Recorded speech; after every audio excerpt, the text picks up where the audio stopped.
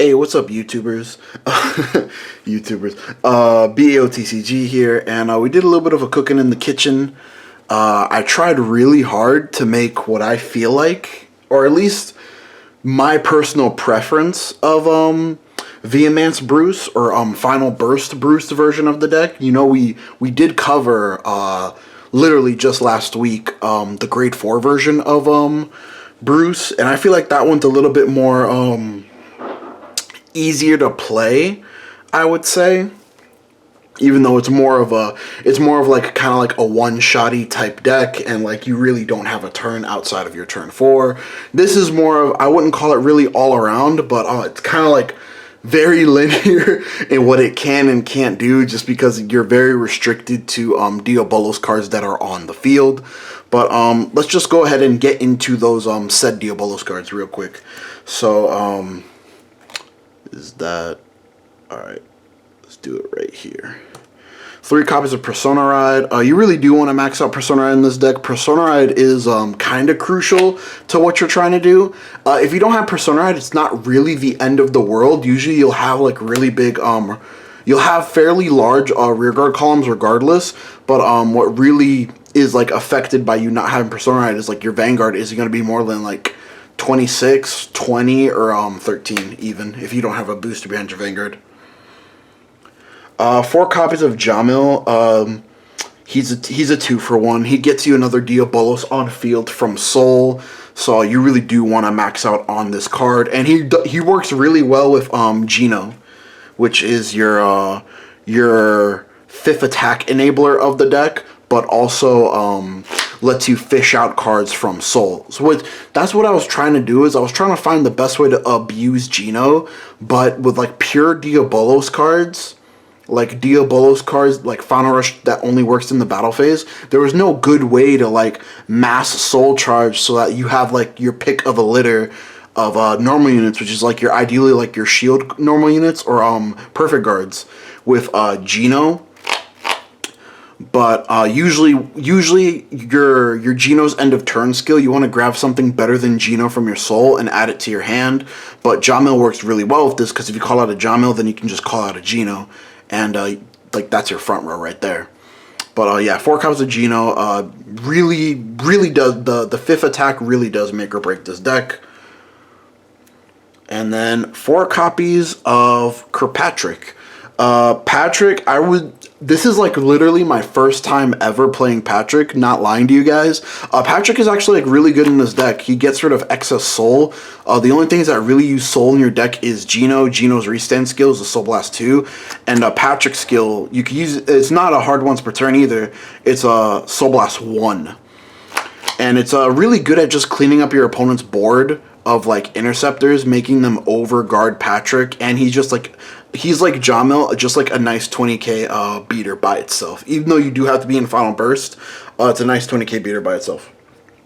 To fully unlock your grade 2s, which is like your bread and butter of your deck, you do have to be in Final Burst, and to be in Final Burst, your opponent has to be grade 3 or greater. So this deck generally doesn't want to go first, but we do have at least like a couple plays that we can do if we are going first.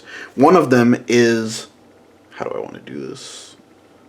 3 copies of Maple. I was originally running Maple at 2, but since bumping up the main deck to 50, which this is a 54 card deck for the 54 card format, I will tell you guys at the end of the profile what 4 cards I would take out. But 3 copies of Maple.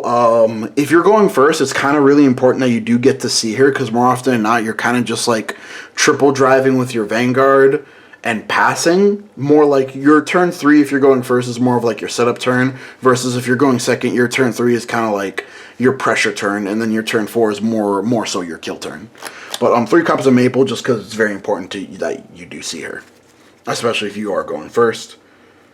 4 copies of Tailbacker Derek. Tailbacker Derek, I wouldn't necessarily call it the lifeblood of this deck, but it is like a pseudo finisher, just because the way Bruce and Geno work is that they restand columns, and Tailbacker Derek gives the Battle Door effect, or the 2-card guard restrict effect when it boosts if you are in Final Rush. So it's kind of like a pseudo finisher for the deck, but it's not really like, it's one of those things like if you don't have it, then like you're not really like, damn, if I had this, like I would have won, or like, damn, like I really wish I had this. Like if you have it, you have it. If you don't have it, you really don't have it.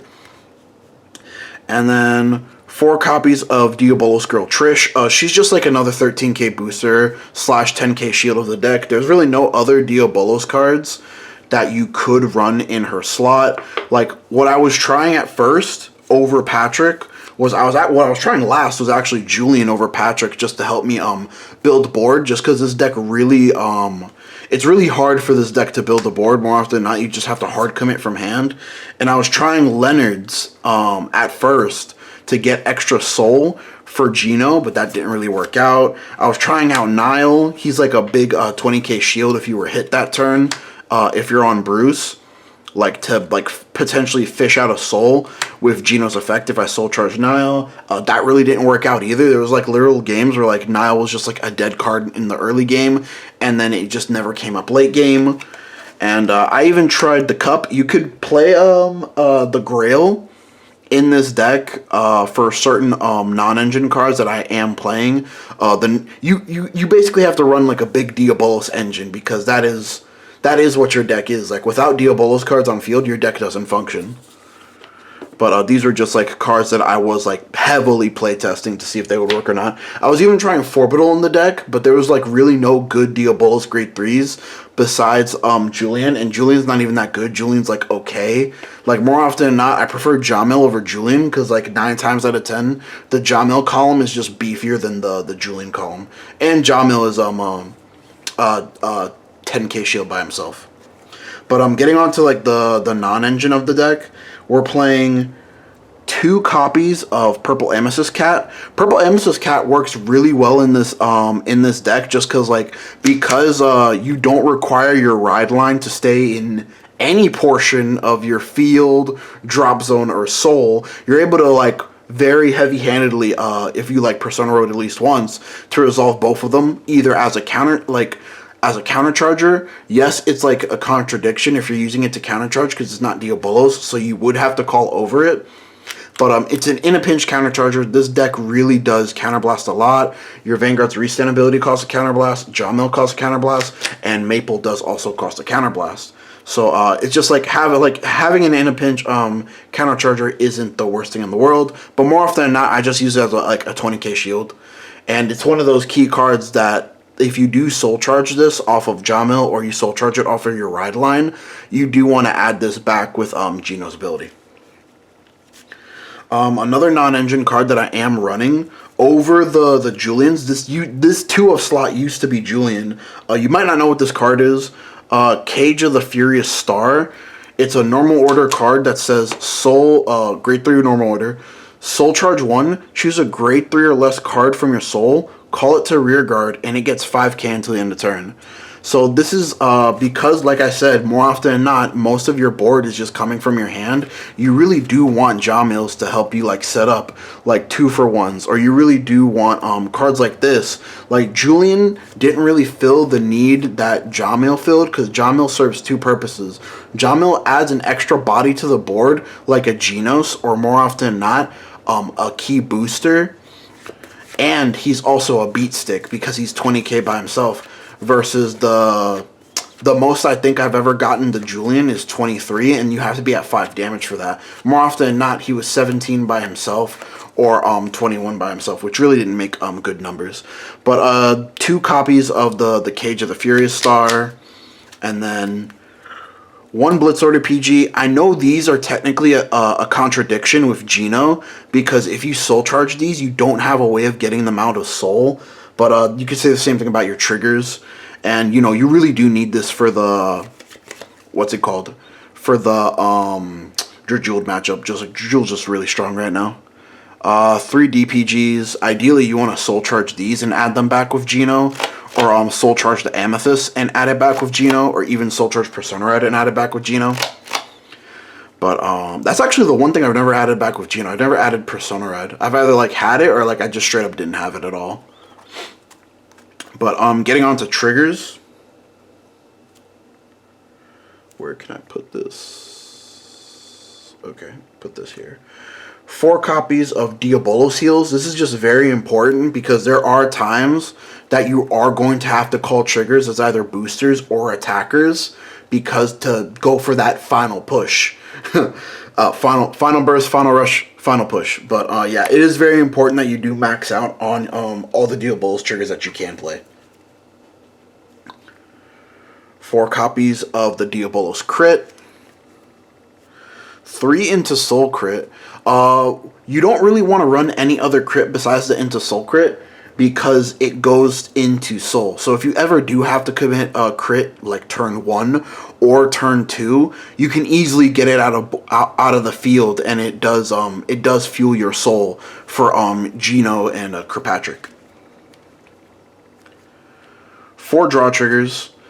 This deck does not really draw. The only like plussing to board you do is off of Jamil. The pseudo plus to hand is Maple. If she survives more than 1 turn, she becomes a plus. But like if she survives only 1 turn, then she just kind of replaces herself. So you don't really draw. So there was builds that I was trying to basically like not mimic, but base my ideas off of in Japan that did top. They were playing like 7 to 8 draws, and they were playing cards like Niles, and they were playing cards like Julian, but those cards just really didn't work for me.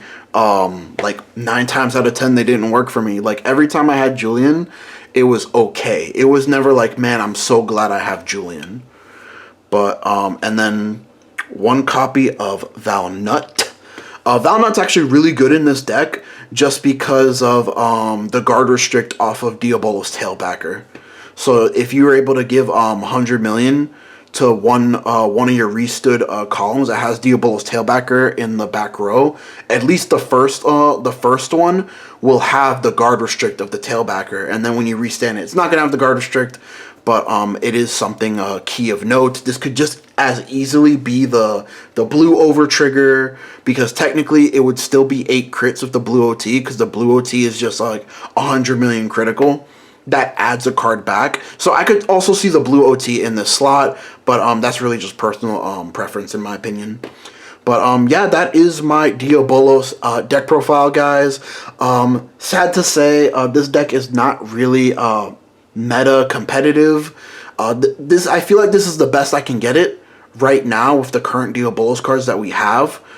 But it's like Rogue, guys. It's tier 3 Rogue. It's just a real, especially against like the higher echelon of decks like Drajuld, Youth, and what's that other one called? Vsauce, Vivisauce, Union Dress. Yeah, it's just really hard. It's like an uphill battle. Really, you can just set up turns where like you just eat their hand. But just being able to survive on the crackback is kind of challenging for this deck. The 4 cards I would take out would probably be the 2 Savage Star orders, and then like maybe either cut an Amethyst and cut a Trish, or cut 2 Trish. Those are the cards that I would take out, or cut a Maple, cut a Trish, and then cut this, and those are the cards that I would take out for a 46 card format if you are still interested in that. But anyways, guys, don't forget to like, comment, subscribe. We're very close to that 1K mark. I know this was like a little bit of a longer video than normal, but I put a lot of time and effort into this deck, and I just wanted to go over it for at least like the final rush, the final burst lovers out there. Because man, this is still, for me, like Bruce is still like one of my all-time favorites. Just like Barrow. But anyways, guys, y'all have a great night. Later.